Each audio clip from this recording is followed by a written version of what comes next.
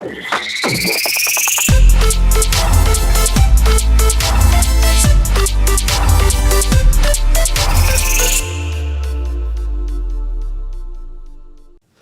day and welcome to another episode of Trailblazers and Pathfinders. And today we're speaking with George Guse from Arc Renewable Group, and we're talking about his life journey. So George, welcome.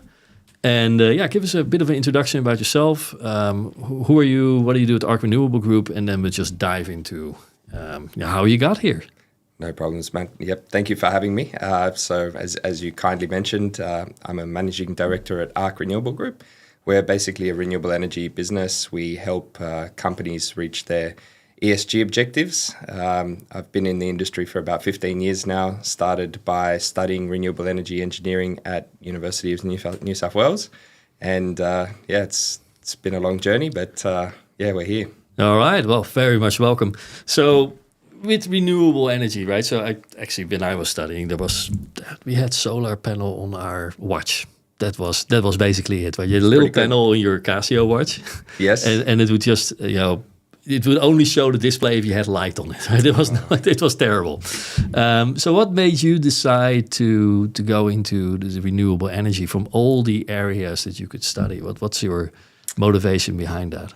That's a good question. I get asked that a fair bit, and I think about it actually. And thinking back, it was probably a process of elimination. It was more about what I didn't want to do than what I did want to do.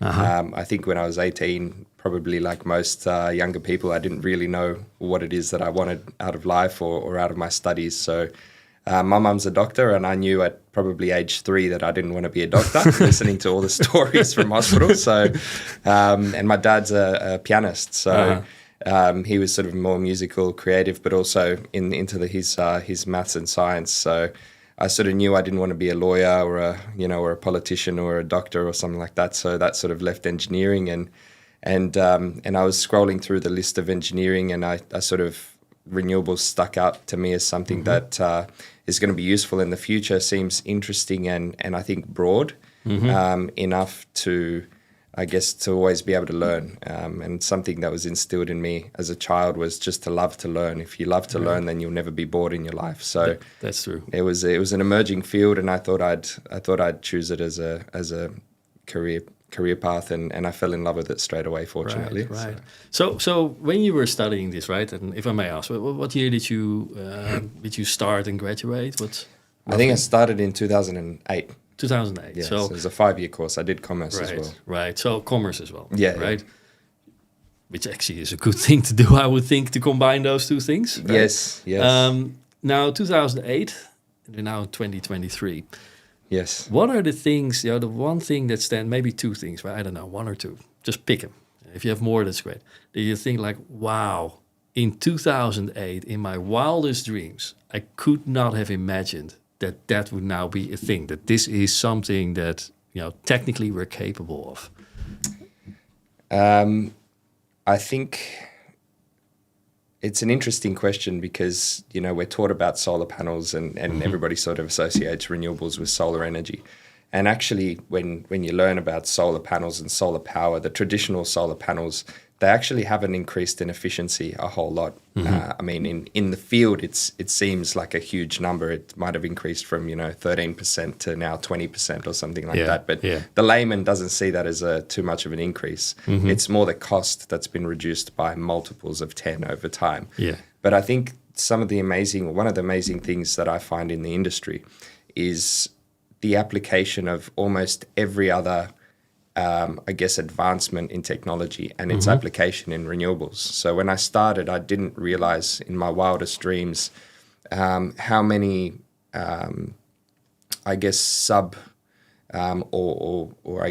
complementary services there are that come into renewables. Like drones are finding their place in renewables, artificial intelligence, big data, weather forecasting and modeling, computer analytics. All of these other industries have huge impacts on the renewable energy sector. And I think to be at the forefront of the sector, you really need to understand what's happening in all of these other different realms. Right. I mean, cryptocurrency, all of these sort of things are finding their applications in energy and the energy transition that we're seeing. So that's probably the main. Let's unpack that a bit further. So you mentioned drones, right? Yes. Now I can think about drones. Okay, well probably they take photos of roofs and see how big it is or what solar is there. But what other, what's the most surprising link for you? They go like, hey, that's interesting. I think one of the most mind-blowing things for me was actually listening to one of my friends who runs a drone company, and he was saying that he's basically got a pretty large contractor is speaking to a large network operator.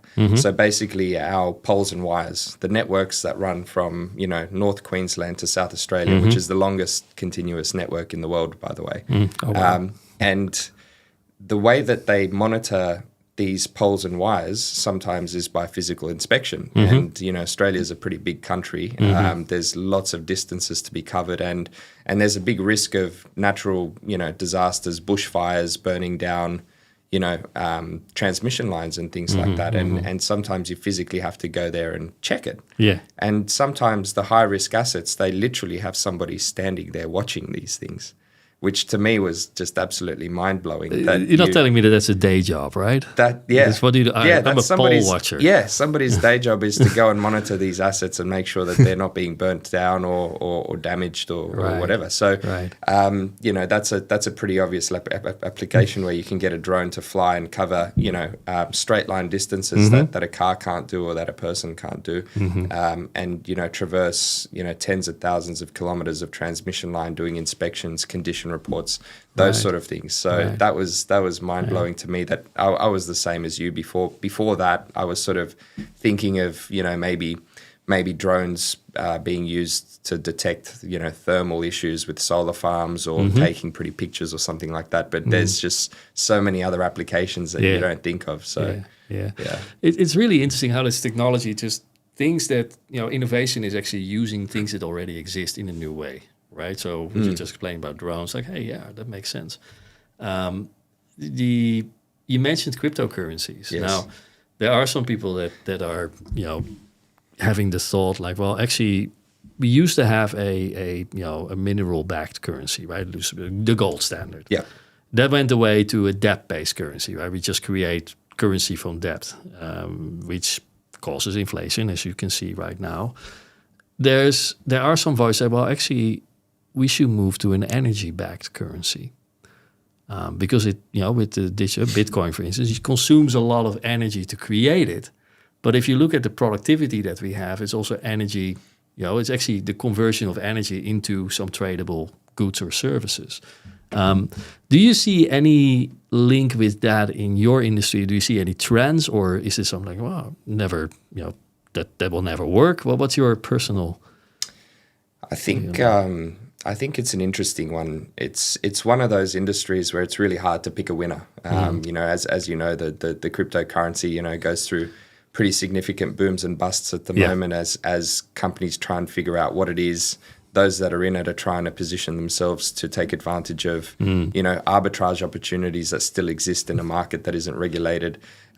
Those sort of things. So I think it's hard to pick a winner, and also. You mentioned that it takes a lot of energy to mine these coins. That's also something that I don't think necessarily has to be. I mean, the premise behind it is that there's basically math problems that computers solve, and they take huge amounts of computing power to do, and that translates into energy. But quantum computing's coming, evolving. AI is evolving. Those sort of things are having their impact, and so.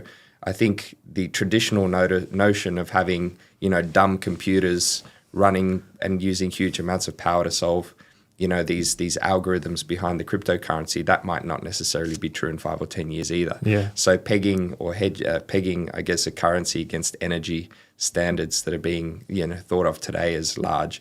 You're comparing it against the same thing like the size of a computer in the 70s compared to now. That doesn't translate. So I think that side of things is probably not going to happen. But in terms of cryptocurrencies and their applications in energy trading, for example, I think that's just a matter of time.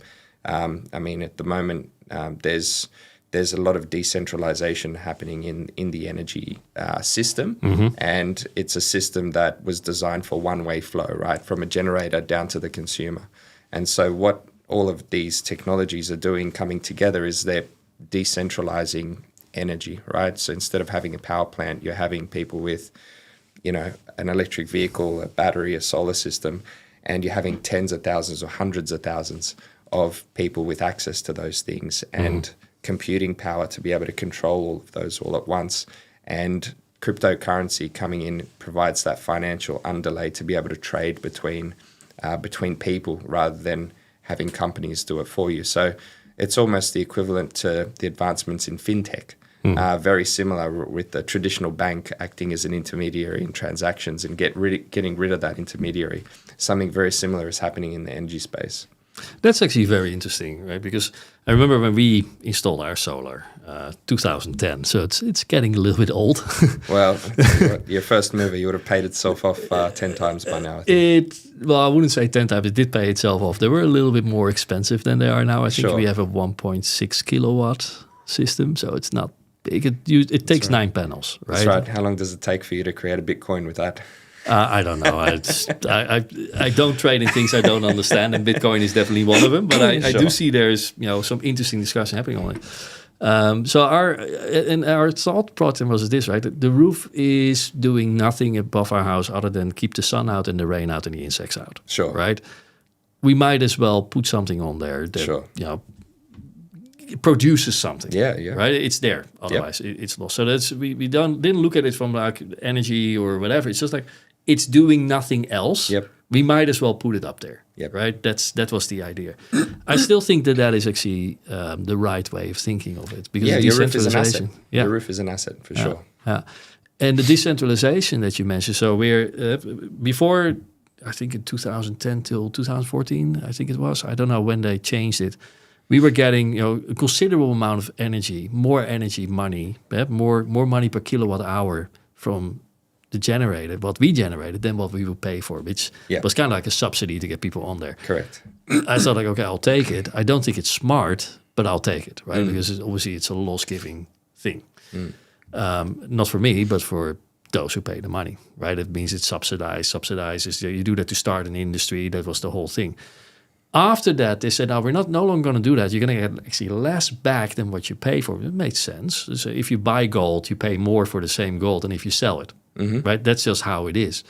But they said, the stuff that you're using, we're not going to charge you for because you're using that yourself. And I go like, okay, that actually starts making sense.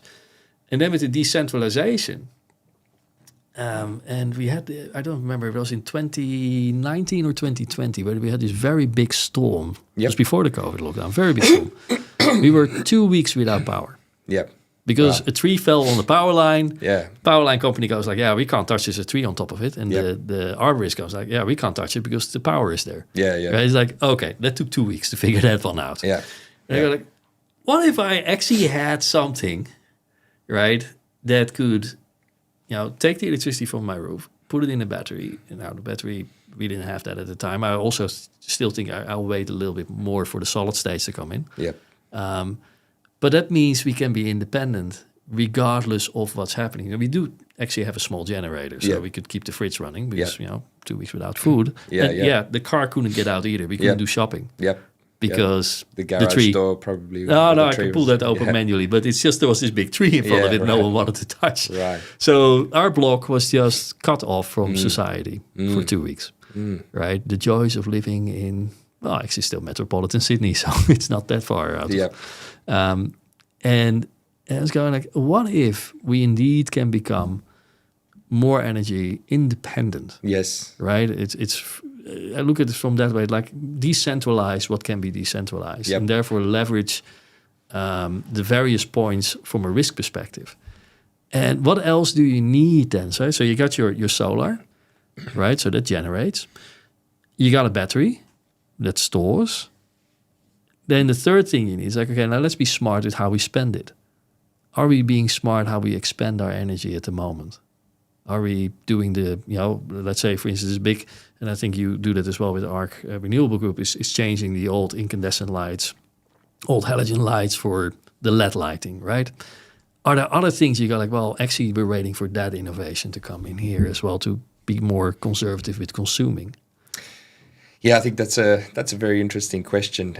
You touched on a few points there, and one of the things I think is, you're right, is the sort of off-grid setup, and it's an interesting one, because I think in the last sort of 10 years, Australia's gone from having one of the cheapest energy rates in the OECD to the most expensive by far, and so that's prompted a lot of people to start thinking about going off-grid and cutting themselves off from the network and those sort of things.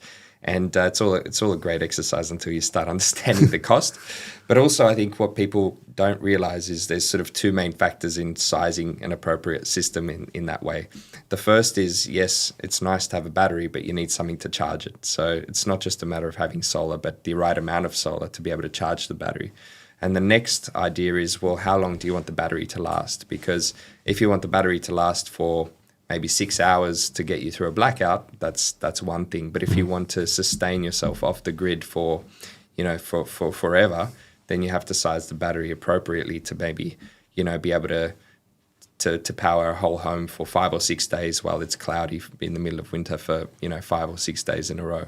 So, and then the costs start increasing sort of exponentially from there. So most people sort of do a preliminary inquiry, look at the cost and go, oh, now I understand. So it's still prohibitive from that sense, I think, for most people. Not impossible, but prohibitive. But it's interesting for those that don't have a choice. And funnily enough, Australia actually pioneered off-grid solar systems because... Really? Yeah, because of the outback and because of the distances involved. So for a lot of people living in really remote and rural places, off-grid power is, the only viable solution. So some of the earliest systems that went in the 80s and the 90s were in Australia, and they pioneered those. And you're right to sort of suggest that energy expenditure is the other side of the equation and probably the most important. And probably like everything, we waste a lot of energy. Just like we waste a lot of food, we waste a lot of resources. Yeah. And most people do that because they're just not conscious or they take it for granted. So when that's one side of it, right? Yeah. Like, for instance, I remember when I was young, my dad would just go, switch off the light, you're not in that room. Yeah. Now I'm older and I'm going, switch off that light, you're not in that room. Yeah, well, I mean, look, it's a funny one because I think people also have this notion, and I'm in renewables. My colleagues and my alumni, people that I was, completing my studies, we had a lot of different philosophies about what renewable energy meant to us, what we saw the world as, and I think, I started off as being quite idealistic, but at the same time, I think I'm quite pragmatic in my approach in that energy efficiency should happen without you noticing it. If you have to compromise or sacrifice, I think most people won't do it. So a good example of that is you could save energy by not switching your lights on in the house ever and living in candlelight, but most people aren't going to do that and go to that sort of extreme. So I think energy efficiency works up to a point, and it works if you don't notice it, and that's the most successful applications. Beyond that, it is user behavior. And like you said, one of the most common things in Australia, for example, is just running air conditioners on, even all if night home. long, and even if you're not home, and that's something common. People get solar, and then because they have solar, they sort of think that they can now do whatever they want in terms of their energy, and then their bill still keeps going up, and they say, well, what's happened? And you dig into it, and you realize that they've been running the air conditioner for 15 hours in the day or something crazy like that, thinking that it's inconsequential. So it is a really interesting one, and that sort of off-grid notion really makes you conscious of what you're using and how you use it. Yeah. It's actually quite interesting because I lived in Saudi Arabia for a couple of years, and I know you have some bindings with the Middle East as well. We couldn't get our house cooler than 35 degrees with the air conditioning running on full time. So I'm kind of used to things being quite warmer than you would like. And by the way, 35 degrees in your house, you go outside and it is hot. Yeah, right? It's hot outside. Yeah. It's like the hottest day I had was 62. That was living the dream. Yeah, that's when you actually have someone start your car for you with the AC on, and 10 minutes later you walk to your car and you can drive off. Right? It's incredible. Wow. By the way, public thermometers didn't go further than 49. Yeah. Because that will be, if it's over 50, you have a national day off. You don't have to work. Wow. So, 49, that's the maximum. 49.9, yeah. It's but it's you think of it here in Australia, you go like, well, if it's a day 40 degrees, yeah, it gets hot. Mostly we don't even have it on the AC. But I find it very dry air. But other things, like, so you got a behavioral component to it. You also have the innovative component, right? So the LED lighting, for instance, if I look at how much does a LED light actually consume versus an incandescent, do you think we can still go further down that track? So get more, more productivity and less wastage out of the things that we use. Yeah, 100%. I mean, so I think a lot of the technological advancements now around control and usability. So I think, the world is pretty familiar with LED lighting now. It's not it's not something that's a new technology anymore. I think it's quite mature. So in terms of us replacing, inefficient lighting to more efficient lighting, it's almost not the case anymore. That, buildings are going in with LED lighting as standard now. What's not happening yet as default are the enhanced controls. And what I mean by that, as an example, is there are still a lot of buildings, for example, where the emergency staircase lighting is not on a sensor or a timer, and it's running 24/7. So it might be an LED light and very energy efficient, but it's still running when it doesn't need to be. Right. And, switches, controls aren't going in to be able to control spaces individually, and that's creating wastage. So what we do is that we actually go in there and audit not just the type of fittings or lights that businesses have, but also how they're being used. And obviously that finds an application in larger, more, commercial industrial applications. Hospitals, we do a lot of hospitals, for example, where there's a lot of different types of areas within a hospital, and they're all used differently. An operating theatre is going to be used much differently than a corridor, than an emergency exit, than a basement car park. You'd hope.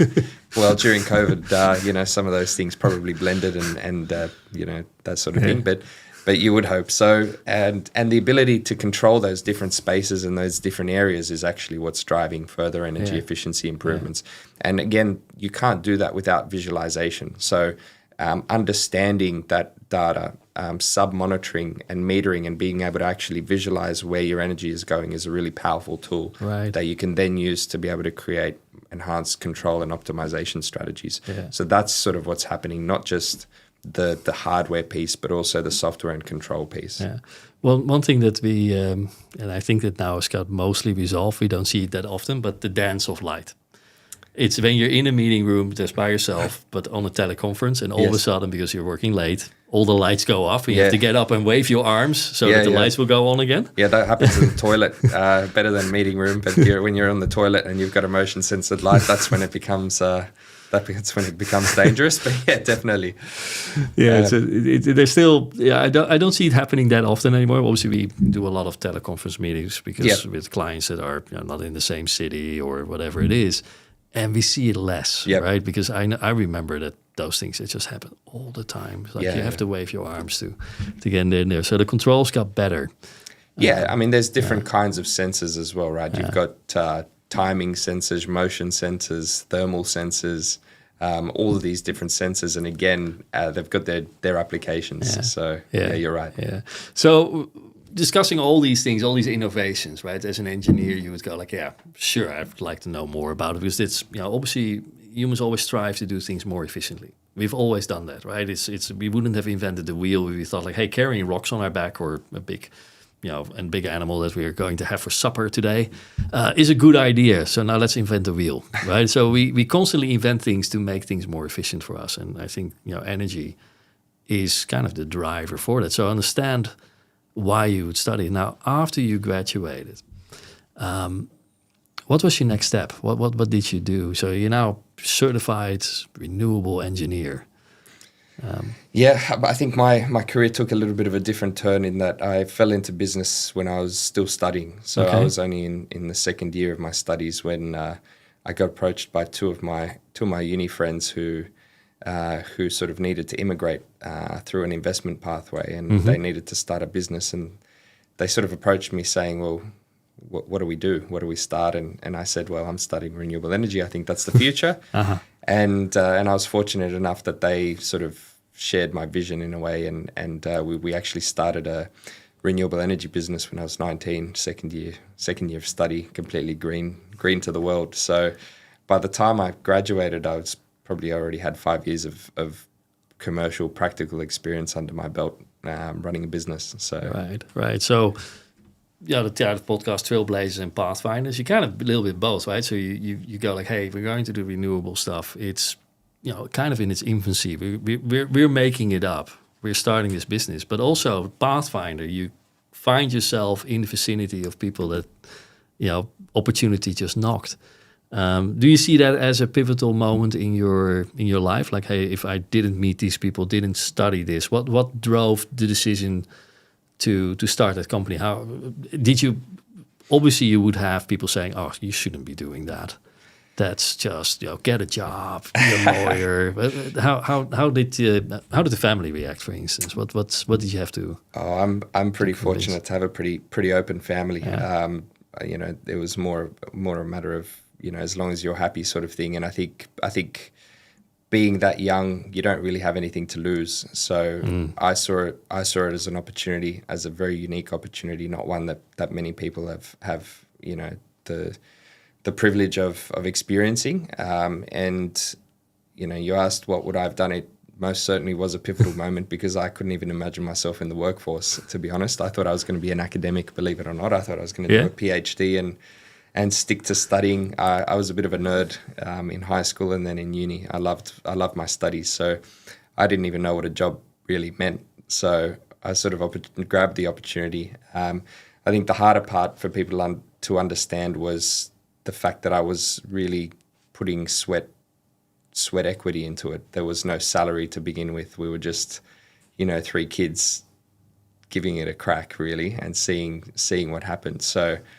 I probably went a year or two without a salary, and that was probably harder for most people to understand. And if I think about it, I would do it 10 times over, because of the experience, the contacts, the mental shift in attitude. I think was just absolutely invaluable. It's something that university can't teach you. It's something that you have to learn. Yeah, it's starting your own business. Some people say, "Oh, you just want to get rich quick," and you're like, "No, this is not a get rich quick scheme. This is a get rich maybe, but very slowly."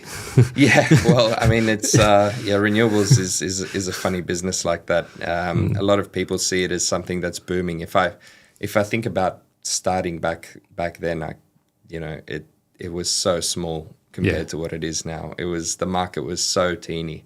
We were making the market back at those times.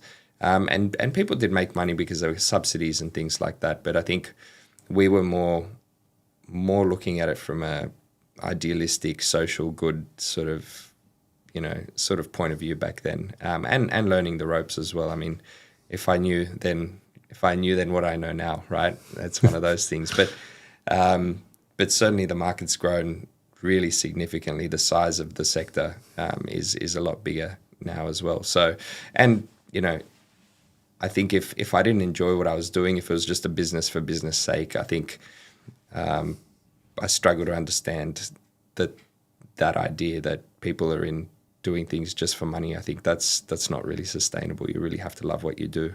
And I'm fortunate in that the first thing that I picked, I fell in love with. So I realized that not everyone's in that position either, but yeah, I wouldn't do anything else. I think it's a word of wisdom, right? Do what you love, do what you're good at, and do what people value so that they're willing to pay for it. If you got those 3, you got the ideal occupation.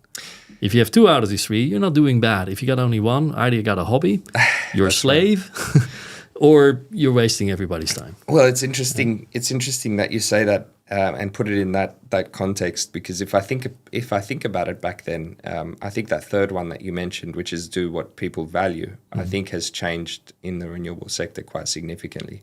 There's a lot of different motivators for why people choose renewable energy, I suppose, and some people do it for altruistic purposes, for environmental benefits. But a lot of businesses don't value that. They value the return on investment, the money, right? So it's interesting how the pitch has sort of changed or evolved over time. words like ESG, right?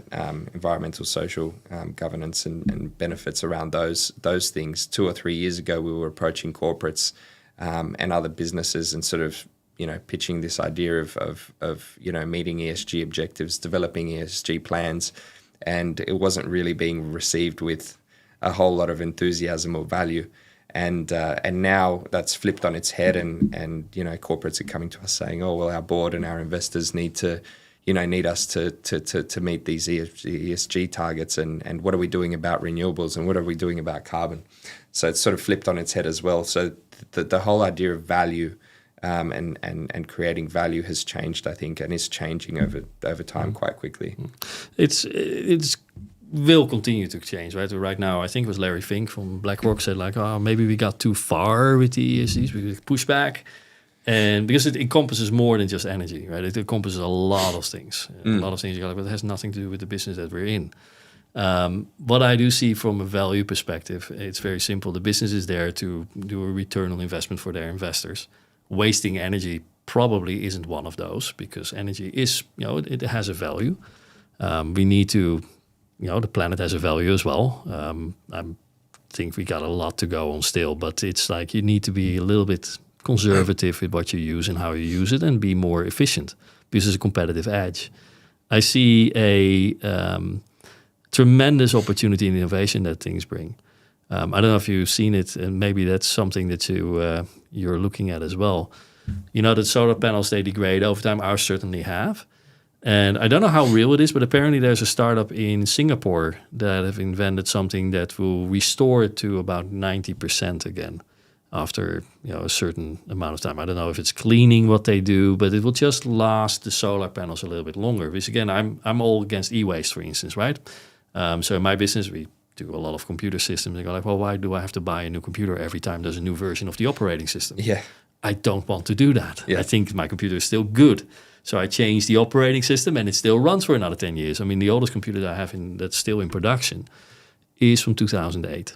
Yeah, nice. It still runs, right? Yeah. Other than that the key is missing here and there. So it's used for a remote server or whatever we do. But you don't have to throw it away just because it's old. That's right. And I look at the solar panels. There's a lot of stuff in there. You go, oh, that's kind of rare stuff. Now, either we recycle it, but if I can extend that life, there's another service that I will be willing to pay for as a consumer. Like, hey, I don't want a new solar in there, but can you make it work again, right? Do you see anything happening in your market there? Because this is brand new. I just read it on the interweb, the source of all truth. Yeah, yep. With various degrees of truth, but the source of all of it. It seems relatively new, but I think in terms of advancements, there's a lot of advancements in renewables, not just solar, but across all sectors. As an example, I think I read somewhere 20% of the world's silver is going to solar panel production now. Wow. Yeah, it's quite interesting, and silver they're choosing obviously because it's a good conductor and it's got other properties that are good for for what they need it to do. And so there's a lot of research going into replacing silver with copper, for example. Yeah. There's other research going into changing the kind of semiconductors and materials, and same with batteries. Batteries are sort of the predominant technology is still lithium ion, and there's still a concern that there's limited resources of lithium and other sort of rare metals, chemicals and compounds and things like that are going into these batteries. So in general, there's a race towards finding something that's sustainable, and there are people that are pointing out and calling out the fact that the industry is still not 100% sustainable in that sense. And also, I guess that the other sort of thing that's being learned on the fly really is how to recycle and what happens at the end of life of some of these technologies. Like my dad has a solar water heater from the 70s, still on the roof, still producing hot water. From the 70s? From the 70s. Is it the one that it goes through the tubes and then heats with the actual direct sun heat, not electric? Yeah, it's old school and it's still working. It's obviously not anywhere near as efficient as it was when it first came in, but it's still there, it's still working. So I think same with solar panels. I mean, some of the oldest systems, most of the commercial systems that are old now are 10, 15 years old. They've still got 10 years left to when the solar panel reaches its warranted life, let alone the end of life. So even though there is degradation of the panels, the system's still performing. Most people just set and forget it. So there is an industry developing to look at recycling, to look at end of life, those sort of things. There's technology that's being developed to try and boost efficiencies and things like that, and that probably has its place in places that are extremely dirty or dusty or harsh, like Australia, like the Middle East, those sort of areas where there's a business case around maintenance and cleaning and things like that. So there's endless opportunities. Material science and chemistry is another field that has a direct application in renewables. Things that weren't possible 10, 15, 20 years ago are now being revisited because they're viable with the technological advancements that are available. Yeah. So back to the beginning, right? So you're starting with your two friends, three of you in total. Yep. You're still studying. Your two friends are also still studying. Yeah. We're at uni full time. Yeah. No money coming into your pockets, right? When studying, what were you delivering at that time? What was your product? The longer version of that story was my friend's dad put in some money or some seed capital into the venture, and he said it was kind of like a rich dad, poor dad situation. He sort of sat us down and said, guys, you have 12 months to make this work. I don't expect you to make a profit, but don't make a loss. If you can manage that and break even, you'll get some sweat equity in the business. If not, you're out. Fair? I said, yep, fair. Okay, no problems. And 2 weeks later, we were on a plane to China, picking out some solar panels from a solar panel manufacturer to wholesale and distribute in the Australian market. So that's what we started off doing. We started off being a wholesaler of renewable energy products, so solar panels and mounting systems and inverters and that sort of thing. And it was an interesting time to be in business. It was 2009. It was the middle of the global financial crisis. And a lot of businesses that were starting out at that time or had been established fell over because they didn't hedge their foreign exchange risk and all sorts of things like that. And the price of equipment was dropping rapidly. And we were lucky to be small, because if we were large and we had exposure to all of those risks, we probably would have fallen over as well. But by virtue of being really small, we were able to pick up a lot of customers that were looking for a reliable supply. And we didn't make a lot of money on it because we were so scared. We hedged everything, and that cost money. Yeah. But we didn't fall over either, and that was the point of the first 12 months. And by the second 12 months, we were sort of in the top 10 wholesalers in Australia, and doing quite well. So that's a fantastic story, and it's also a little bit of a motivation for people that are thinking about starting a business now, because 2023 we're living through a downturn right now. We don't know how far it's going to go. Yeah. If you're laid off or come out of university and go, I don't know what to do, actually starting a business at this time may give you an edge over those that are already established, because you don't have the baggage. 100%. I mean, there's never, if you think about it that way, there's never a good time. If you find excuses for yourself, there's never a good time to start a business. And if you flip that on its head and have a different mindset, there's never a bad time to start a business. When there's a downturn, it's the same with property. People buy during downturns. You don't buy at the peak of a market. You try and buy at the bottom. So smart people. Yeah, there's still those around that go, it's peaking, I'm going to buy. I mean, look, at the end of the day, business comes down to buying low and selling high. Yeah. That's pretty much what you have to do. So if you have an opportunity to buy low, buy low. Yeah. So you're basically wholesaling, meaning so you build up the contracts, you get the panels in Australia, they then go to the actual installers. So you sold it. I assume that is also because you're in uni. You obviously need to pay attention to your classes. At what stage did you decide that actually we can't do it with us three anymore? We need more people in there, because you're now employing how many people?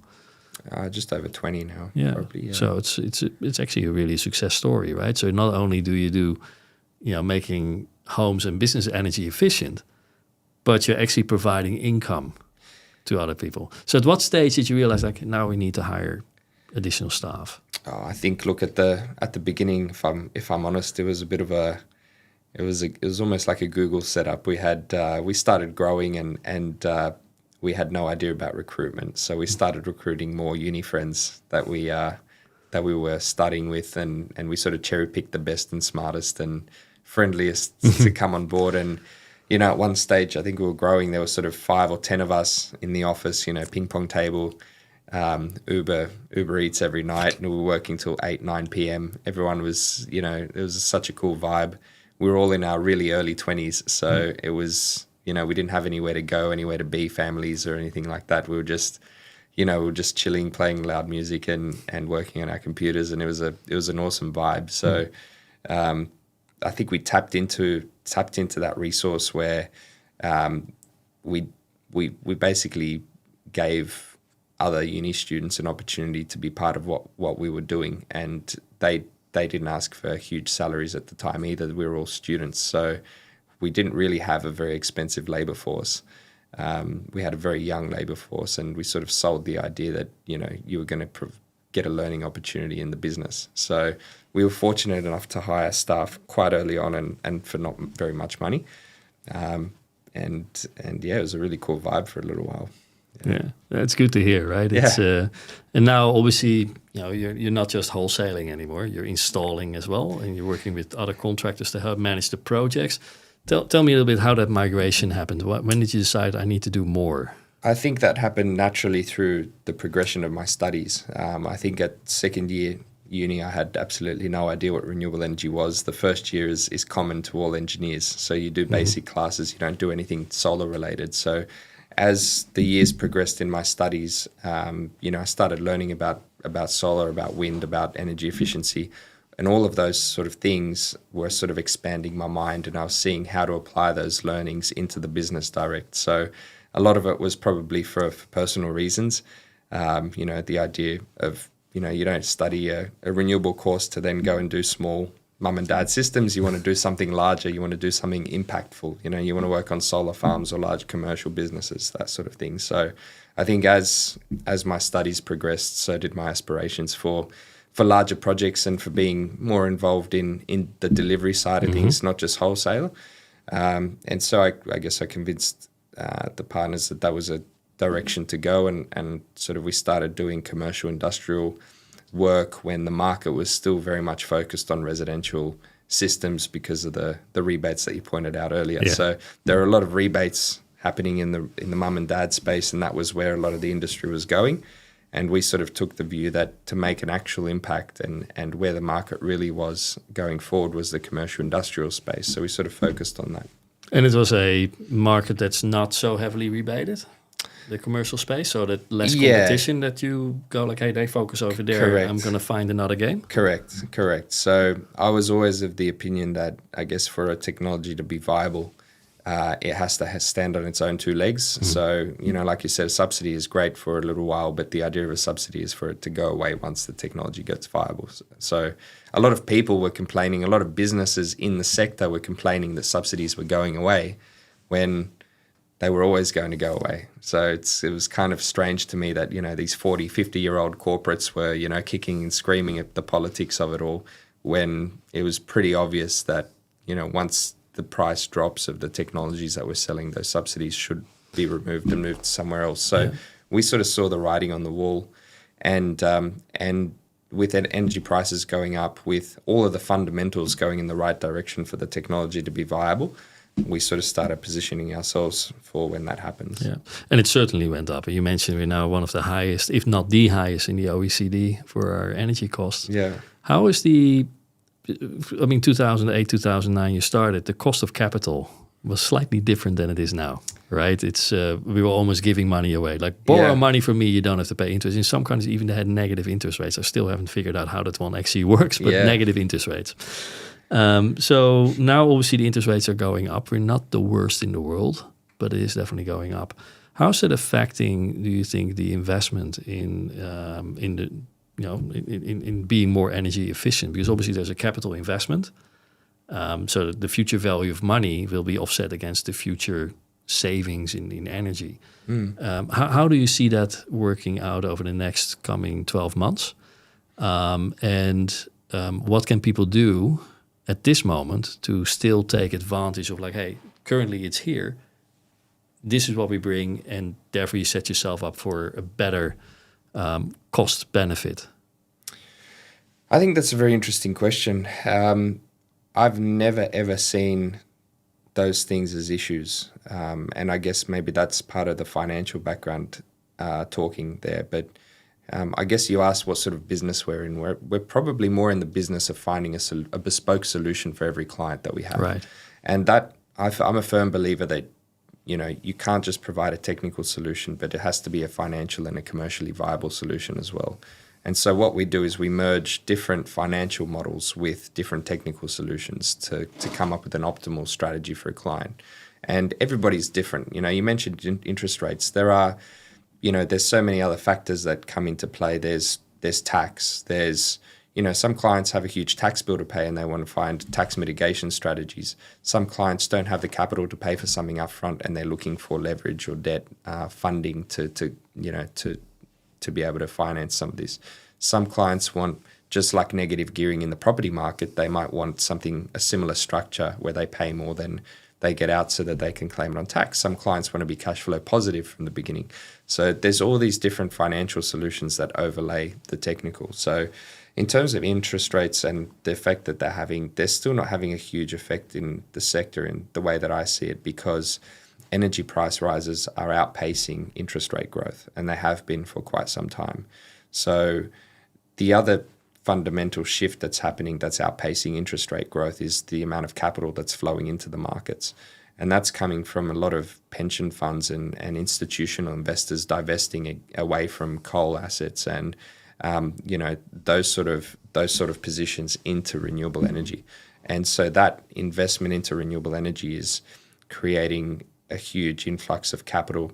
And yes, the interest rates are going up, but at the same time, interest rates, I guess, were always high in the sector because of the premium that the sector commanded from financial investors. Right. And that premium, funnily enough, was because they didn't understand the market. And so when you don't understand something, you see there being risk. And so even if interest rates were low in the capital markets traditionally, interest rates weren't always that low for the renewable energy sector because there was a premium being applied to it from bankers who, 10 years ago, we were being asked questions like, will the solar panels work? Will they break down? What happens if they don't work? Those sort of things. And now nobody asks those questions. Solar's been commoditized. Everybody knows that it's going to work. Bankers aren't asking that question. They're comfortable with the position around investing in these assets. Yeah. And so now that's sort of driving the risk premium down for some of these investments. Right. So the risk premium's reducing, the interest rates are increasing, but there's also more money coming into the sector. Right. So just the two valuable points up here, right? So number one is you look at it, a bespoke solution that brings value to the customer. It's not a mass producer, like, hey, buy solar and you'll be all right. It's kind of like, no, we actually work with you and see how this works in your particular situation. Yeah. Which, again, brings it to that three things. Do what you love, do what you're good at, and most importantly as well, is do what people are willing to pay for, what's valuable for others. Yeah. The other thing you mentioned is you were already comfortable being uncomfortable. Right? Yeah. You had your risk premium. Now the risk premium goes down. Interest rate, same. Right? Yep. I'm used to sleeping on the bed of nails. Well, that's not me. That's actually, that's the fund. That's from a funder's point of view, right? So if you're in the know, if you're in the sector, the actual level of risk is here. The perceived risk might be here. The perceived risk is from somebody else's point of view. It's not from my point of view.